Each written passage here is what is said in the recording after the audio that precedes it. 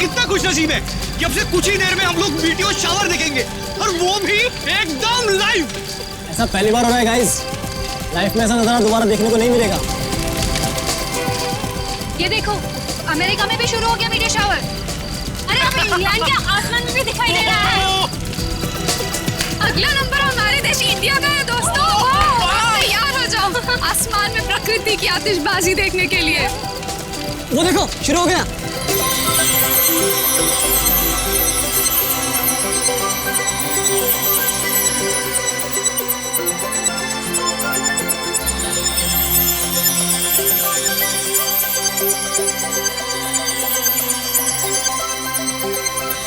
ये मेरी जिंदगी का सबसे खूबसूरत पल है। ऐसा नजारा तो मैंने पहले कभी नहीं देखा।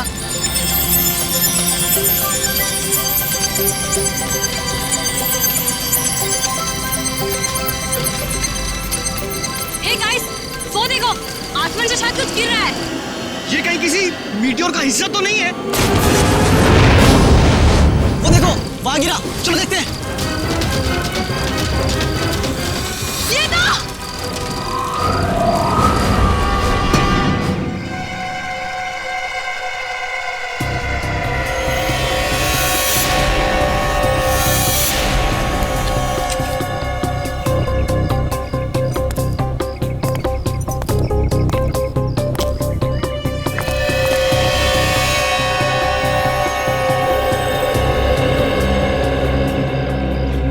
तो बहुत खराब है, हड्डियां वगैरह चकनाचूर हो गई हैं। हाँ सर, लेकिन ऐसा तो तभी हो सकता है जब कोई काफी ऊंचाई से गिरा हो। लेकिन सर, यहाँ कोई बिल्डिंग तो है नहीं, चारों तरफ खुला मैदान ही है।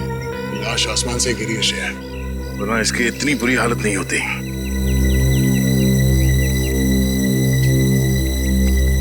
कब हुआ ये, कितने बजे? यही कोई रात 3:15 बजे।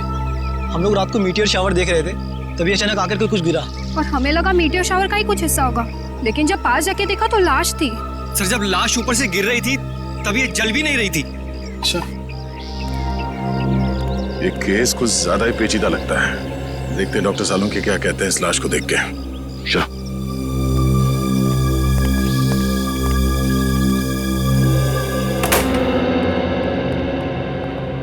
अरे सालुंके साहब, कुछ पता चला?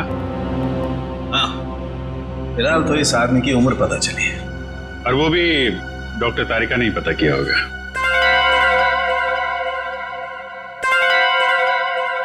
मैंने पता किया है। आपने किया है? जी हाँ। कोई शक है आपको? नहीं, शक की क्या बात है, आपने पता किया होगा तो ठीक ही किया होगा। वैसे क्या क्या पता क्या किया आपने? पता ये किया कि इस आदमी की उम्र 120 साल है। क्या 120 साल का बुजुर्ग आदमी इतनी ऊंचाई से गिर के मर गया? क्यों? कहीं लिखा हुआ है कि 120 साल का आदमी ऊंचाई से नहीं गिर सकता? आप लोगों से कुछ गलती तो नहीं हो गई?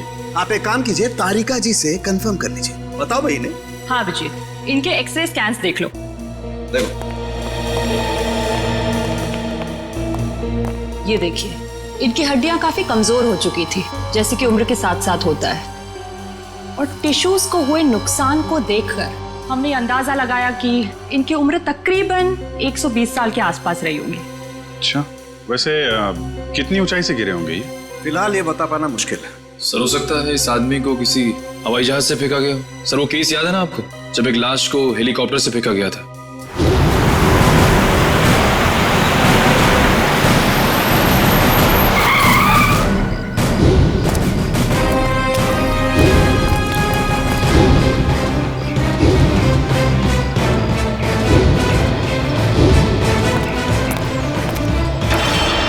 सर, या फिर हो सकता है हॉट एयर बलून से, या फिर स्काई डाइविंग कर रहा होगा। अरे कैसी बातें कर रहे हो तुम लोग यार, 120 साल का बुजुर्ग आदमी स्काई डाइविंग करेगा, हॉट एयर बलून से कूदेगा? वैसे भी हमें वहां पे कोई पैराशूट वगैरह तो मिला नहीं था। हेलो, जली हुई चीज समुद्र में गिरी है, लाश के पास वाले इलाके में? ठीक है, पहुंचते हैं हम।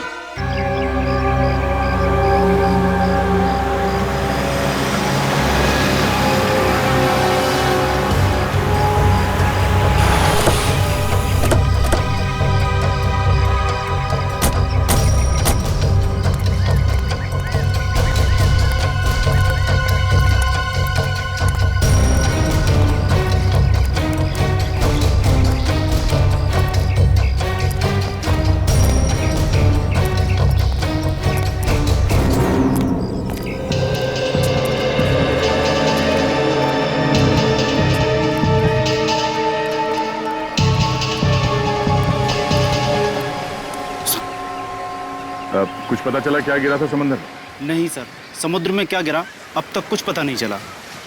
अच्छा, पहली बार किसने देखा था उस चीज को समुद्र में गिरते हुए?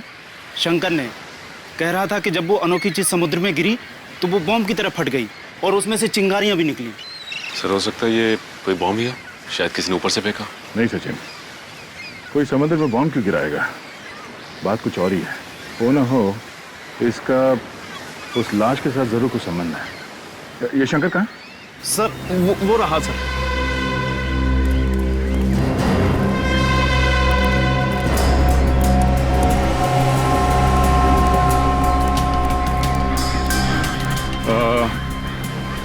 तुम शंकर हो? जी मैं शंकर। हम लोग सीआईडी से हैं। एग्जैक्टली हुआ क्या था? सर करीब रात के 3 बज रहे थे। मेरी बीवी जोर जोर से खर्राटे भर रही थी, इसलिए मुझे नींद नहीं आ रही थी।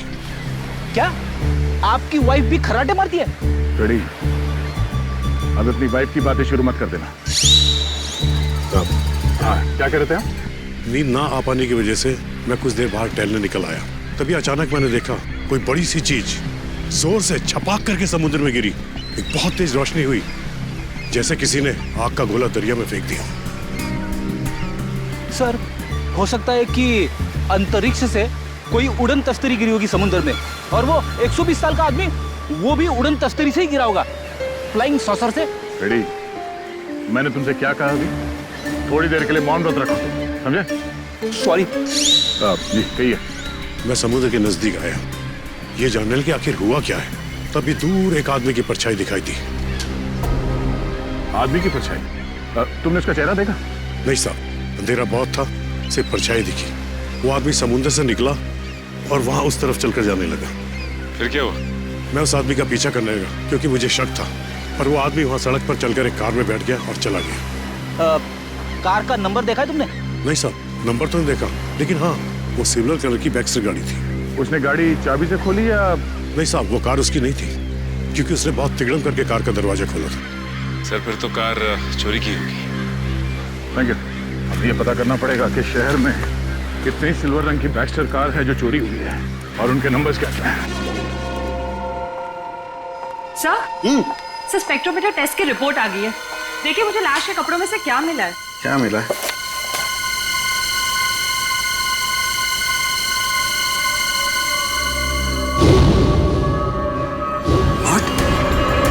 Rocket fuel? हाँ सर। अरे लेकिन तारिका, रॉकेट फ्यूल तो स्पेस क्राफ्ट को स्पेस में भेजने के लिए इस्तेमाल होता है। सर कहीं आदमी रॉकेट में होगा तो? नहीं नहीं, रॉकेट में होगा तो भी क्या है, रॉकेट में होने से इसके कपड़ों पर रॉकेट फ्यूल कैसे आ सकता है Tarika? It is not possible. नहीं नहीं, ये कुछ और ही चक्कर है। क्या?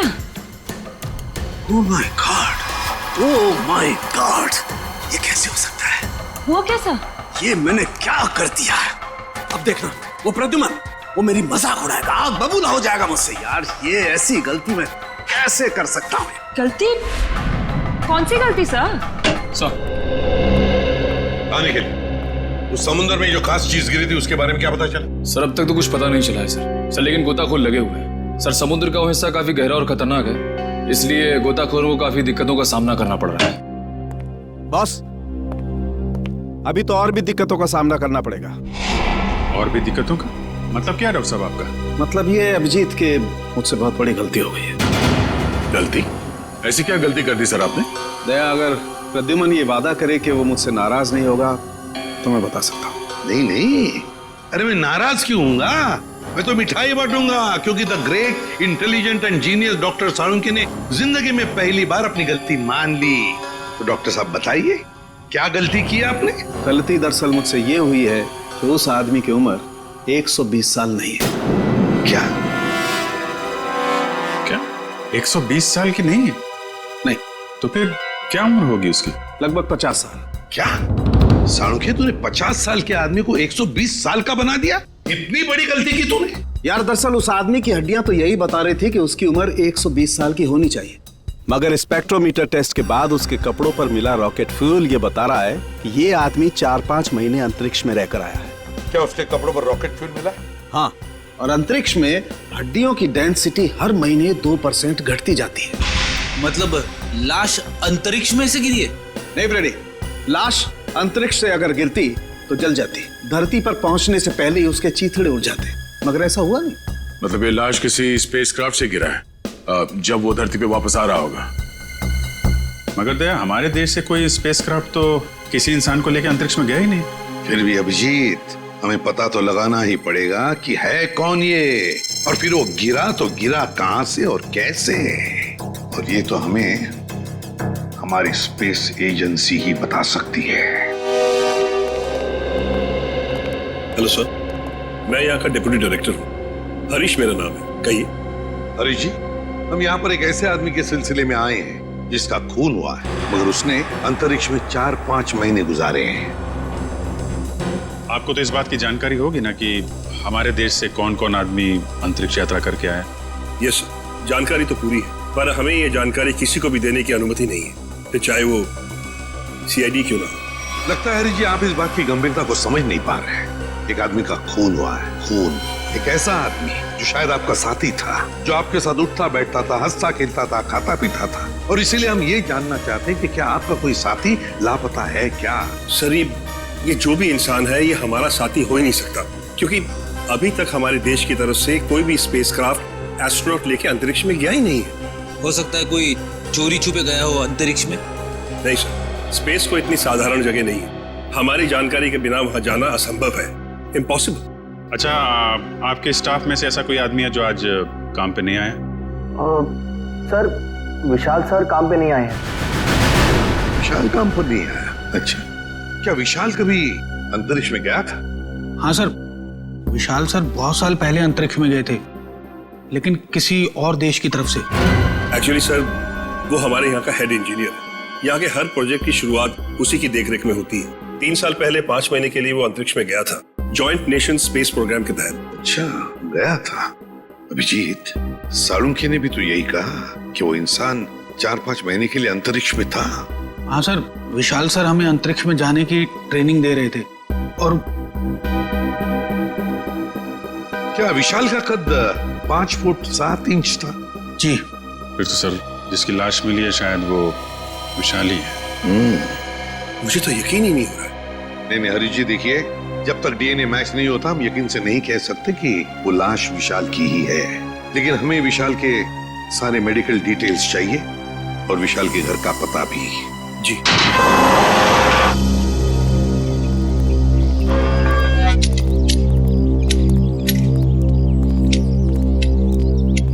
सुनिए, ये विशाल का घर है ना? जी, घर तो विशाल साहब का ही है, लेकिन वो घर पर नहीं है।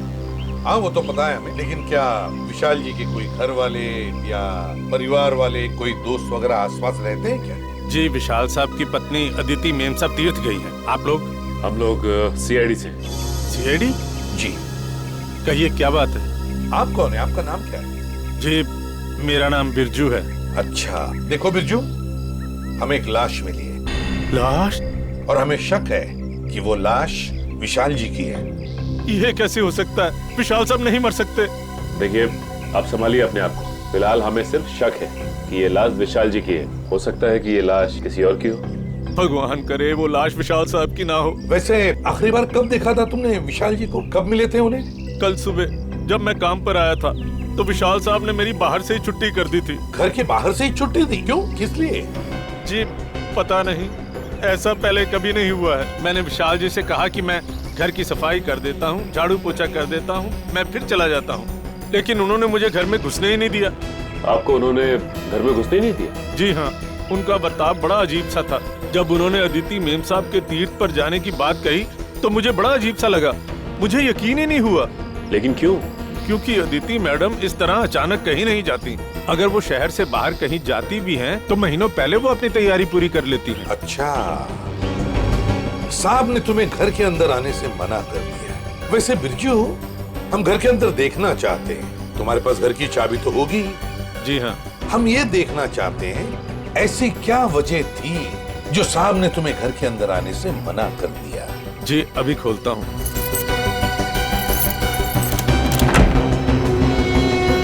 आइए साहब। सचिन, घर को अच्छी तरह से देखते हैं, देखते कुछ मिलता है क्या। चलो।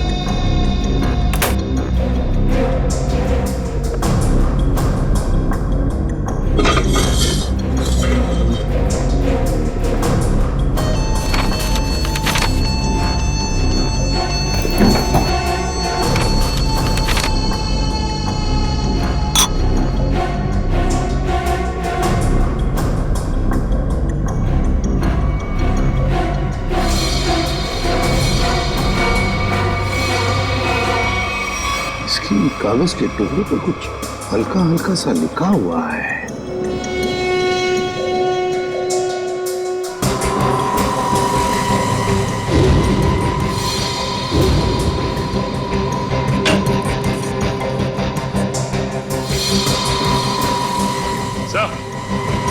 हाँ सच। ये देखिए सर, जूतों के निशान। वो इस खिड़की से इस घर के अंदर आया है। इसके जूतों के निशान इस पेपर पे भी है सर। सचिन, घर की हालत को देखकर तो ऐसे नहीं लगता कि घर में कुछ चोरी हुई है, लेकिन जो भी इस घर में इस खिड़की से घुसा है वो या तो इस घर का आदमी है या फिर कोई ऐसा आदमी जो इस घर के बारे में और घर के लोगों के बारे में अच्छी तरह से जानता है और किसी खास मकसद से ही इस घर में घुसा है, किसी खास मकसद से। दया, वो चोरी हुई गाड़ी के बारे में क्या पता चला? सर, जगह जगह पुलिस चेकिंग कर रही है, बहुत जल्द गाड़ी मिल जाएगी। साळुंखे, तू यहाँ क्या कर रहा है? वो लगता है फिर से गलती करके आ गया ये। यार प्रद्युमन, तुम कभी सुधरोगे नहीं क्या यार? अरे यार मत। नहीं, कोई मजाक नहीं, ठीक है। आगे से तुम किसी ऐसे इंसान से काम कराओ जिसने अपनी जिंदगी में कभी कोई गलती नहीं की हो। मैं जा रहा हूँ, बाय। अरे सर, डॉक्टर तारिका। क्या? मेरे कहने का मतलब है सर कि तारिका जी अकेले पड़ जाएंगी अगर आप चले गए तो। अच्छा, तो मतलब आपको तारिका जी की फिक्र है, सालुके की फिक्र नहीं है ना? ठीक है, तो मैं जा रहा हूँ। ठीक है, बाय। यार लेकिन जो बात बताने के लिए आया था वो तो बता के जा। वो आप इनकी डॉक्टर तारिका जी से पूछ लीजिएगा। मैं जा रहा हूँ, बाय। अच्छा ठीक है, बाय। 1 मिनट में वापस आ जाएगा। हाँ दया, देखा? देखो दया, मैं ना सिर्फ और सिर्फ तुम्हारी वजह से वापस आया हूं। हाँ, क्योंकि मैं जानता हूं एक सिर्फ तुम हो जो मुझे अच्छी तरह से समझते हो, बाकी ये लोग तो मेरी नौकरी छीनने पर लगे हुए हैं। सर वो मैं नहीं, कुछ कहने की जरूरत नहीं दया, मैं तुम्हें बहुत अच्छी तरह से समझता हूँ। वैसे समझता मैं इन लोगों को भी बहुत अच्छी तरह से हूँ। वैसे दया, जो बात तुझे बताने के लिए आया था जरा पूछ ले, क्या बात है? सर देखो दया, जो लाश आप लोगों को मिली थी ना, उसका डीएनए मैच हो गया है और वो लाश विशाल की है। क्या? विशाल की है? मतलब हमारा शक सही निकला? बिल्कुल। और जो जूतों के निशान आपको विशाल के घर से मिले थे वो किसी ऐसे आदमी के जो एक पांव से लंगड़ा के चलता है। ये कैसे पता चला सालुंखे सर? देखो, जब कोई इंसान लंगड़ा के चलता है तो उसका एक पैर पर वजन ज्यादा होता है और दूसरे पैर पर वजन कम होता है, और इसीलिए दोनों पैरों का अलग अलग निशान पड़ता है। वाह सालुंखे साहब, वाह, बड़ा तगड़ा ऑब्जर्वेशन है आपका। Thank you. समझ था क्या है? वैसे साळुंखे यार, वो कागज के टुकड़े जो मिले थे विशाल के घर से, उन पर कुछ लिखा हुआ था, वो क्या है?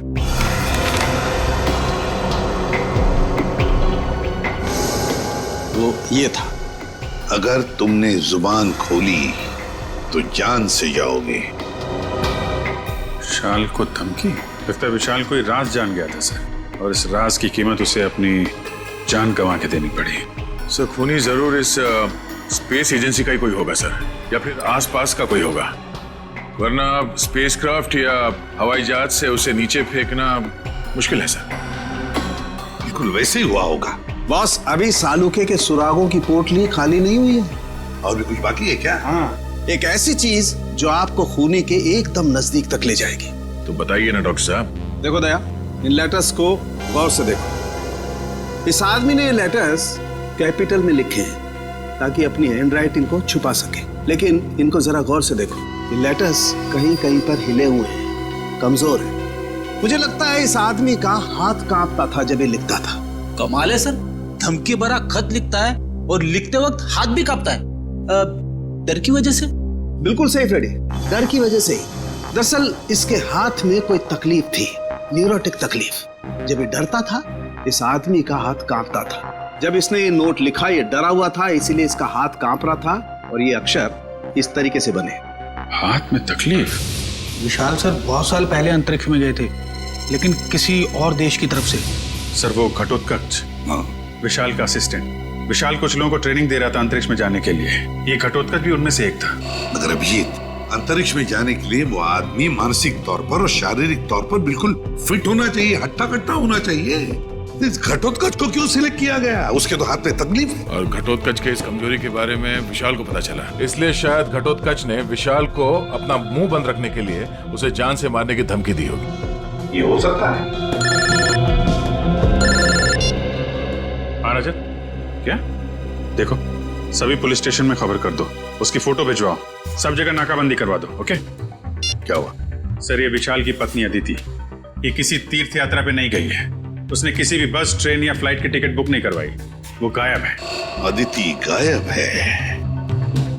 गायब है अदिति? तो फिर ये गई कहां? और फिर विशाल को मारा किसने और क्यों मारा? इन सारे सवालों का जवाब तो अब घटोत्कच ही देगा। घटोत्कच।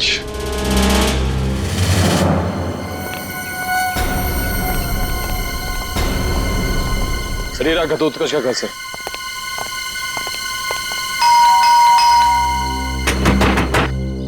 दरवाजा खोल ही नहीं रहा है। पीछे से कुछ आवाज है? हाँ।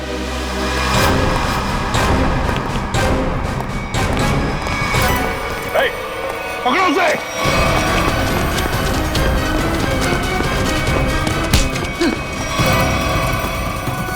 सीआईडी से भाग रहा है? कहाँ भाग रहा है? मुझे छोड़ दीजिए सर, मैंने कुछ नहीं किया सर। कुछ नहीं किया तो भाग क्यों रहा था? है? मैं जानता था सर कि आप लोग मुझ पे शक करेंगे।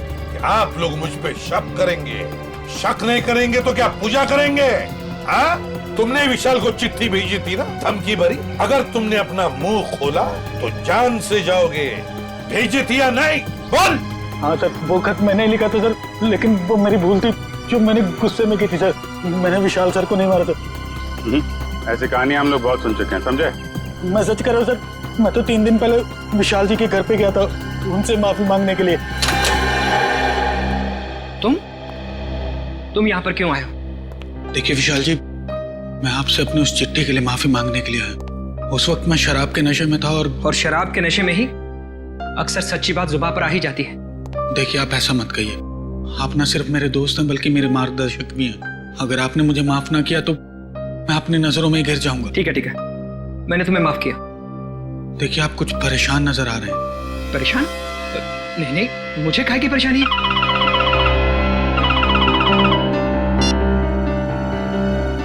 हेलो जी, ठीक है, आप जैसा कहेंगे मैं बिल्कुल वैसा ही करूंगा, लेकिन मेरी पत्नी पर कोई आंच नहीं आनी चाहिए। आदिति किडनैप हो गई और फिर किडनैपर आदिति को कोई नुकसान ना पहुंचाए, इसलिए विशाल ने ऐसी कहानी बनाई कि आदिति तीर्थ यात्रा पर चली गई। दया का फोन आ गया। अच्छा, चोरी की गई गाड़ी का पता चल गया। एक्सीलेंट।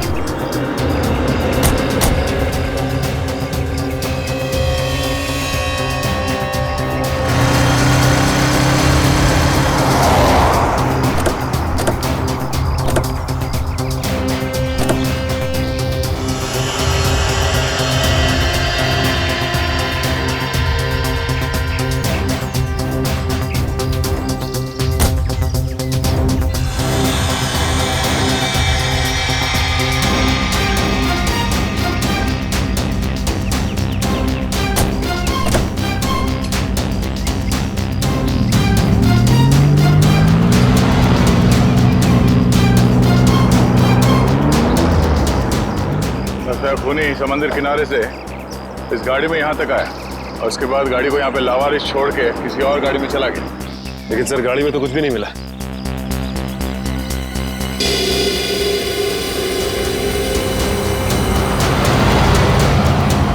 ये देखो, सीसीटीवी कैमरा लगा हुआ है इस ट्रैफिक पोस्ट पे। जरूर उस खूनी का चेहरा इस कैमरे कैद हो गया होगा। एक लिए काम करो, आरटीओ को कांटेक्ट करो और इस कैमरे की फुटेज ले लो। सर, हेलो, क्या अदिति मिल गई? कौन सा हॉस्पिटल में? हेलो सर, मैं इंस्पेक्टर प्रशांत। हाँ, मैंने ही आपको फोन किया। अच्छा, अदिति की तबीयत कैसी है? सर, उन्हें गोली लगी थी। गोली लगी थी? जी हाँ, उनका ऑपरेशन हुआ है, अब वो खतरे से बाहर है। लेकिन ये आदिति मिली कहाँ तुम लोगों को? सर हम लोग पेट्रोल पे थे। Hello control room. Yes sir, यहाँ सब कुछ ठीक है सर, ओवर। अरे राघव, वो देखो, इसे औरत को जबरदस्ती ले जाया जा रहा है। कहीं अदिति तो नहीं जिसकी फोटो सीआईडी ने भेजी थी हर जगह ढूंढने के लिए? हो सकता है। चलो देखते हैं, पीछा करो उसका। चलो जल्दी। एक काम करो, सायरन बंद ही रखो ताकि उन्हें पता नहीं चले कि हम लोग उनका पीछा कर रहे हैं। बोल रहे।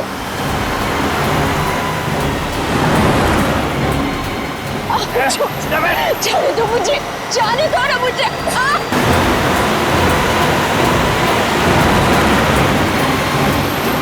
कैसे भी पकड़ना है उन लोगों को, पीछा करो जल्दी। वो देखो, देख लो।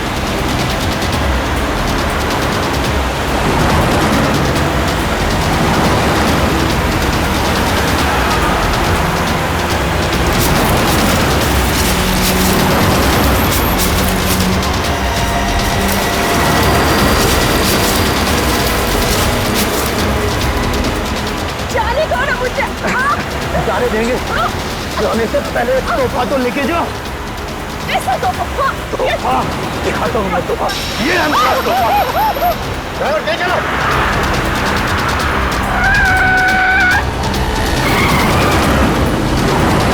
और तेज ड्राइवर।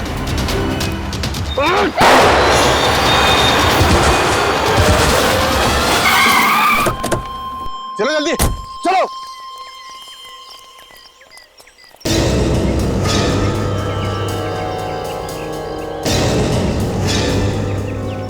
ओह नो, ये तो आदिति ही है। इसे तो गोली लगी है। चलो जल्दी से हॉस्पिटल लेके चलते हैं। चलो। उस कार को हमने रोकने की बहुत कोशिश की सर, मगर हमारा ज्यादा ध्यान अदिति जी की तरफ था, इसलिए वो लोग हमारे हाथ से निकल गए। तुम लोगों ने बिल्कुल सही किया। गाड़ी का नंबर तो नोट किया होगा? नहीं सर, उस गाड़ी की नंबर प्लेट पे मिट्टी लगी हुई थी सर, इसलिए हम लोग आधा ही नंबर देख पाए। Good job. Thank you. हम लोग आदिति से मिलते हैं। जी सर।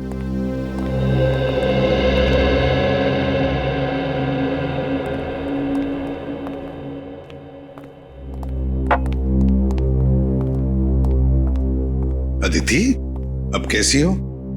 ठीक हूँ। आप कौन? मैं एसीपी प्रद्युमन, सीआईडी से। सीआईडी से? मेरे पति कहाँ हैं? बहुत जल्दी आ जाएंगे। बस एक बात बताओ, ये सब कैसे हुआ तुम्हारे साथ? 2 दिन पहले जब मैं सब्जी मंडी से घर लौट रही थी, कुछ लोग मुझे अपने गाड़ी में डालकर साथ ले गए। उनमें से किसी का चेहरा देखा आपने?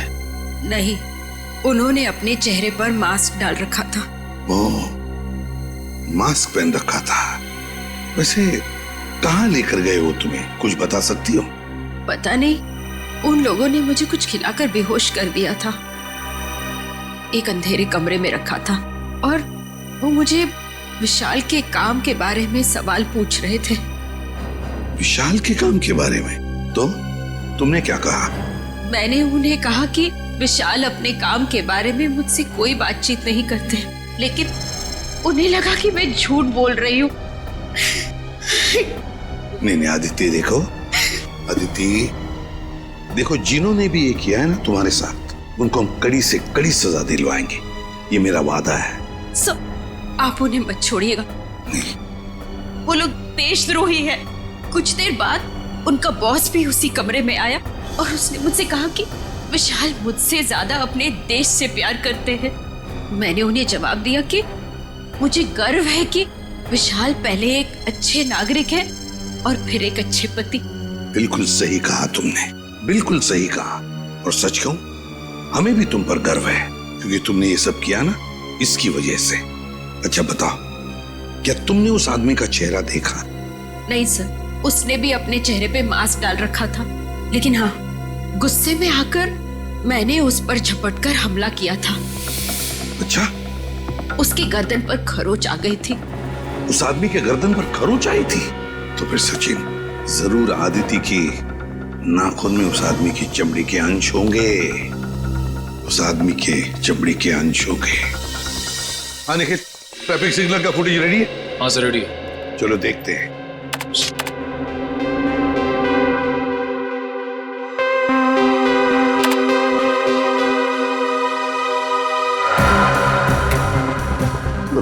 फुटेज है, समझ में नहीं आ रहा है। दिन का फुटेज दिखाओ।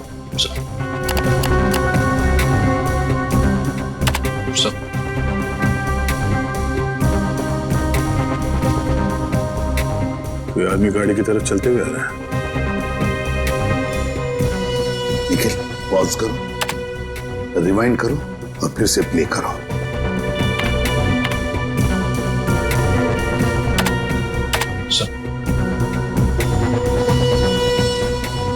और जो जूतों के निशान आपको विशाल के घर से मिले थे वो किसी ऐसे आदमी के जो एक पांव से लंगड़ा के चलता है। बाएं पैर से लंगड़ा भी रहा है। कहीं ये हमारा खूनी तो नहीं? सर मगर ये आदमी है कौन? इसका चेहरा तो दिख ही नहीं रहा है। पता चल जाएगा फ्रेडी, ये है कौन ये पता चल जाएगा। लाल जूते जो पहने हैं। निखिल, रिवाइंड करो, जूम करो जूतों पर।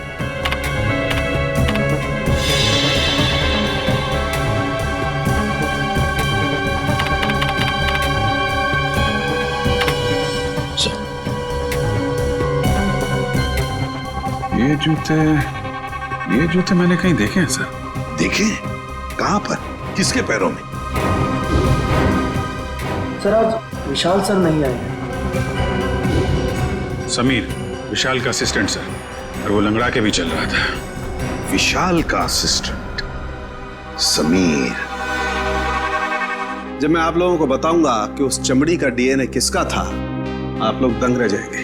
सर गाड़ी तो खाली है सर, तो लगता है भाग गया है। लगता है वो एयरफील्ड की तरफ गया है। चलो फेंको।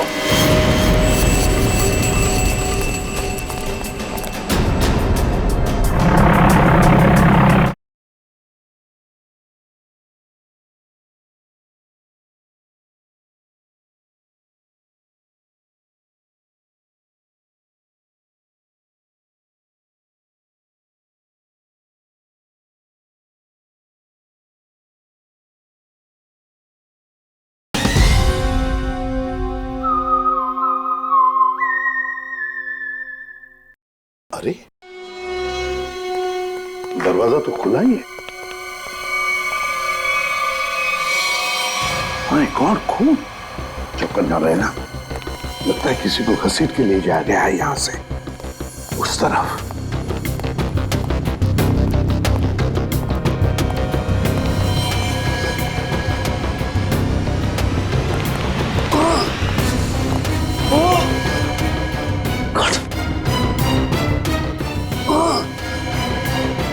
ये तो समीर है।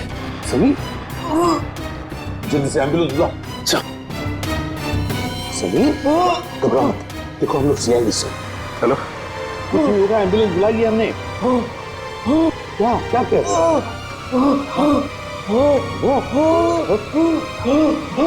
क्या बताओ बताओ। Sameer, Sameer. Okay, thank you. Ambulance आ रही है सर। समीर तो मर गया। माय गॉड सर, हम तो सोच रहे थे कि ये समीर ही गुनहगार है, लेकिन यहाँ तो समीर का ही किसने खून कर दिया। वही तो, इस शतरंज के खेल का असली खिलाड़ी तो कोई और ही है, कोई और ही है। समीर के घर में से जो डॉक्यूमेंट्स मिले उससे पता चलता है कि समीर विशाल के लिए काम करता था, जासूस था वो विशाल का। दुनिया के सामने समीर विशाल का असिस्टेंट और असली काम जासूसी। एग्जैक्टली। और जब विशाल को पता चला कि स्पेस एजेंसी में कोई गद्दार है जो वहां की खुफिया इंफॉर्मेशन बाहर भेज रहा है, तो बस उसका पर्दाफाश करने के लिए उसने समीर को रख लिया काम पर, जासूस बनाकर। और इसीलिए समीर ने भी हमें कुछ नहीं बताया, क्योंकि विशाल ने उसे ऐसा करने से मना कर दिया था। हाँ, दया जब विशाल का खून हुआ तब शायद समीर तहकीकात करने के लिए विशाल के घर गया। और जैसे ही खूनी को लगा कि समीर उस तक पहुंचने वाला है, उसने समीर का भी खून कर दिया। बॉस, आसानों के अदिति के नाखूनों में चमड़ी के अंश मिले? हाँ मिले ना, उसके नाखूनों में चमड़ी के अंश मिले। तो जब मैं आप लोगों को बताऊंगा कि उस चमड़ी का डीएनए किसका था, आप लोग दंग रह जाएंगे। डॉक्टर साहब, रियलिटी शो के विनर का नाम अनाउंस करने जैसा सस्पेंस मत बढ़ाइए, नाम बताइए ना प्लीज। बॉस, उस आदमी का नाम है deputy director Harish. Hello sir, मैं यहाँ का डिप्यूटी डायरेक्टर हूँ। हरीश मेरा नाम है। क्या? Deputy director Harish? तभी तो समीर मरते वक्त हाँ हाँ हाँ ऐसे कर रहा था। क्या कह समीर कहना चाहता था हरीश, वो हरीश का नाम लेना चाहता था। Deputy director Harish, space agency का deputy director Harish. Excuse me sir, आप लोग यहाँ? जरा हरीश जी को बुलाइए। कहाँ है वो? सर, वो तो कुछ ही घंटे पहले चले गए। चले गए? कहाँ गए, कुछ पता है आपको? नहीं सर, वो बड़ी जल्दी में थे, इसलिए बिना कुछ बताए निकल गए। कोई बात नहीं, हम पता लगा लेंगे। उनके गाड़ी का नंबर दीजिए। जी। हेलो, हाँ बोल रहा हूँ। कहाँ पे? एमआई इलाके में? ठीक है, ओके सर। हरीश की गाड़ी एमआई इलाके में देखी गई है सर। एमआई इलाके में? हाँ सर। शेयर जरा नक्शे में चेक करो, एमआई इलाके में हरीश कहाँ जा सकता है? सर, एमआई इलाके के आगे तो बॉर्डर है, हमारे राज्य की सीमा, और ये बॉर्डर एमआई इलाके से 15 किलोमीटर दूर है। तो ये उड़ान भर के हरीश अपना घोंसला कहीं और बनाना चाहता है? और सर, उड़ान भरने के लिए पास में ही एक रनवे और एयरफील्ड भी है। फिर तो सर ये शहर से नहीं, देश से बाहर निकलने का प्लान बना रहा होगा। तो चलो इसके प्लान का आज क्लाइमैक्स कर देते हैं।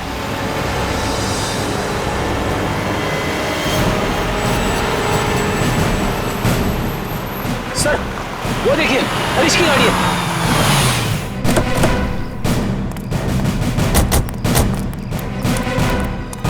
सर गाड़ी तो खाली है सर, तो लगता है भाग गया हरीश। लगता है वो एयरफील्ड की तरफ गया है। चलो लेट्स गो।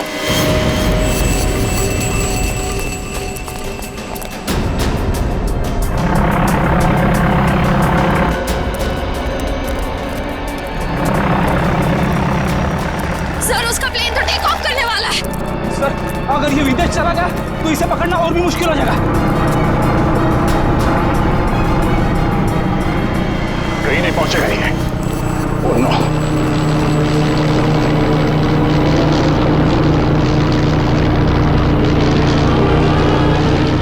सर, हम कंट्रोल टावर से पता कर सकते हैं कि ये प्लेन किस दिशा में और कौन से देश की तरफ गया है।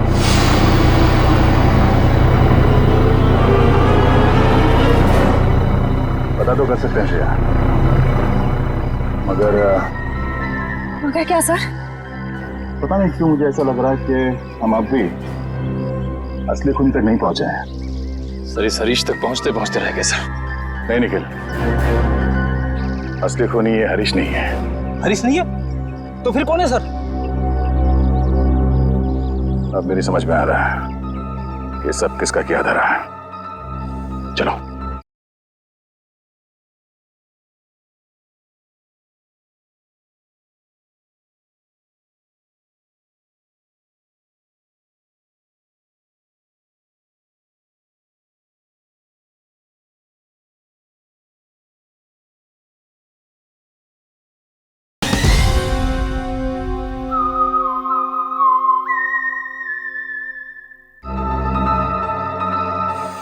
तुम लोगों को अपने बुरे कर्मों की सजा जरूर मिलेगी। सारा गुनाह तुम लोगों ने किया और इल्जाम मेरे मत्थे मर दिया। बात तो तेरी ठीक है, मगर सीआईडी कभी पता नहीं कर पाएगी कि असली मुजरिम कौन है, क्योंकि हमने तुम्हारे बैंक अकाउंट में पूरे 15 करोड़ रुपए डलवाए। 15 करोड़ रुपए? हाँ, 15 करोड़ रुपए, जिससे उनको लगेगा कि तुमने अपने जमीर का सौदा कर दिया है 15 करोड़ रुपयों के लिए, और अब देशद्रोही बन गए। शर्म आनी चाहिए तुम लोगों को। शर्म तो हमें आने से रही, अब तू एक अच्छे बच्चे की तरह उस नए मिशन की पूरी जानकारी हमें देते हैं। चल। नहीं, कभी नहीं। मैं रुपयों के लिए अपने देश को कभी नहीं बेचूंगा, कभी नहीं।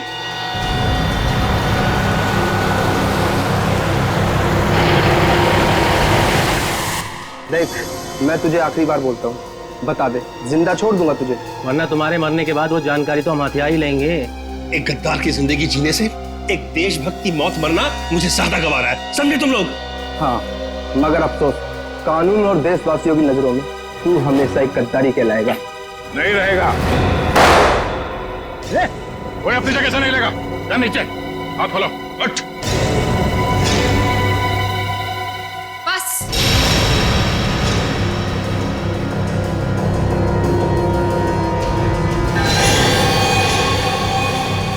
बहुत हो चुका ये नाच गाना, अब काम की बात करें।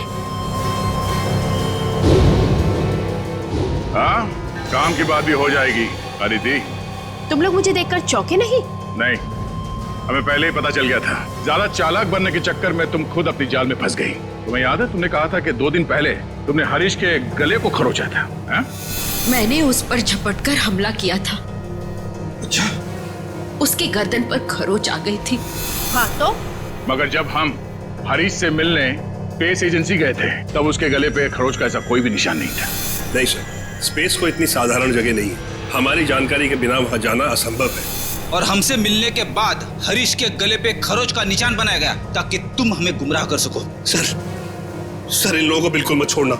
इन लोगों के पास देश की एक ऐसी खुफिया जानकारी है जो ये अरबों रुपए में दुश्मन को बेचना चाहते हैं। अपनी जेब भरने के लिए देश की सुरक्षा का सौदा करने चली थी तुम। अब चलो, मायके चलने की तैयारी करो। तुम लोग ऐसे नहीं मानोगे। सीआईडी के ऊपर गोली चलाने की कोशिश कर रही हो? ये रहा उसका इनाम। बोलो, क्यों किया तुमने ये सब? मैं दुश्मन देश की जासूस हूँ। 8 महीने पहले मैंने विशाल से शादी की ताकि भारत की स्पेस एजेंसी की सीक्रेट्स और आने वाली प्रोजेक्ट्स की जानकारी मैं चुरा सकूं। मगर तुम्हारे पति विशाल को तुम्हारी हरकतों और हाव भाव पे शक हुआ और इसीलिए उसने तुम्हारे पीछे जासूस लगा दी। विशाल को सिर्फ इतना ही शक था कि स्पेस एजेंसी में कोई गद्दार है, लेकिन वो ये नहीं जानता था कि गद्दार खुद उसकी पत्नी ही है। जब तुम्हें ये जासूसी वाली बात पता चली तो तुमने उस जासूस समीर को मार दिया और अपने आप को अगवा करने का प्लान बना लिया। क्योंकि मुझे लगा था कि मुझे छुड़वाने के लिए विशाल उन अगवा करने वाले लोगों को वो खुफिया जानकारी दे देगा, लेकिन शायद विशाल को मुझसे ज्यादा देश से प्रेम था, इसलिए विशाल ने उन्हें गलत इन्फॉर्मेशन दी और मुझे छुड़वा लिया। और तुम्हें इस बात का गुस्सा आया और तुमने विशाल को प्लेन से नीचे धक्का दे दिया। हाँ, मैंने प्लेन क्रैश करवाया था और खुद पैराशूट से नीचे आ गई। और फिर तुमने मुझे फंसाने का प्लान बनाया? क्योंकि मैं चाहती थी कि विशाल के खून का और इस सारी गद्दारी का इल्जाम तुम्हारे सर पर आ जाए। मगर तुमने कभी ये नहीं सोचा कि सीआईडी कभी ना कभी सच का पता लगा ही लेगी। तुम इस देश को बर्बाद करना चाहती थी, अब इस देश की खातिरदारी भी देख लो। फांसी के लिए तैयार हो जाओ तुम।